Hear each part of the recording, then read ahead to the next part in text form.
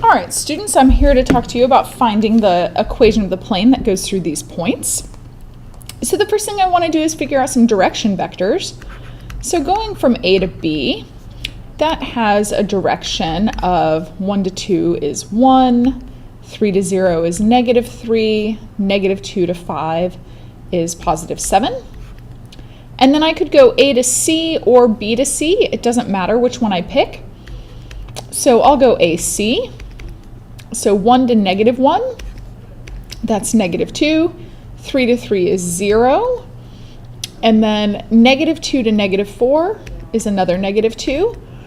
I can simplify this, and it doesn't matter because I'm talking about a direction. So no matter the length of the vector, it'll still have the same direction. So I could say an equivalent direction vector. So this could lead me to another direction vector of 1, 0, 1.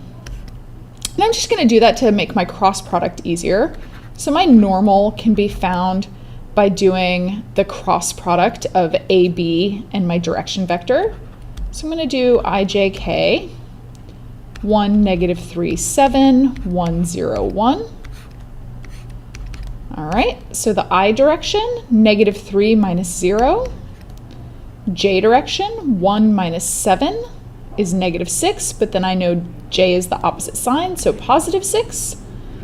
Looking at K, I get 1 minus 0, which is 1. And I think I have something wrong here. Oh, no, I have 0 minus 3. So 0 minus -3 is +3. So my normal vector, an equivalent normal vector, just like with the direction vector, I can simplify the normal vector because I only care about its direction, not its length. So I could call that -1, 2, 1. So I can use my normal dotted with any point on the plane to give me my Cartesian form. Cartesian is the same as scalar because if I think about the Cartesian form, it's a number times x, number times y. Numbers, of course, we can refer to as scalars. So I can use my formula booklet and see that, let's see if I've got my formula book handy. No. So your formula booklet gives you this equation that says r dot n is equal to a dot n. So any vector dotted with the normal is equal to a known point. So I'll go ahead and pick A, dotted with the normal. So that's my -1, 2, 1.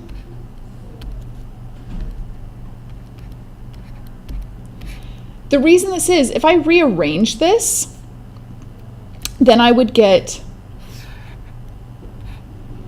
if we rearrange this, we would have r dot n minus a dot n. Well, I could factor out the dot n, r minus a dot n equals 0. Well, any point minus a specific point, if I subtract those two, that's a direction vector on my plane. A direction vector on the plane dotted with the normal to the plane will equal 0. So that's why this formula works. I'm going to come back and use it. -x plus 2y plus z equals -1 plus 6 minus 2. So this gives me 6 minus 3 is 3. So -x plus 2y plus z equals 3.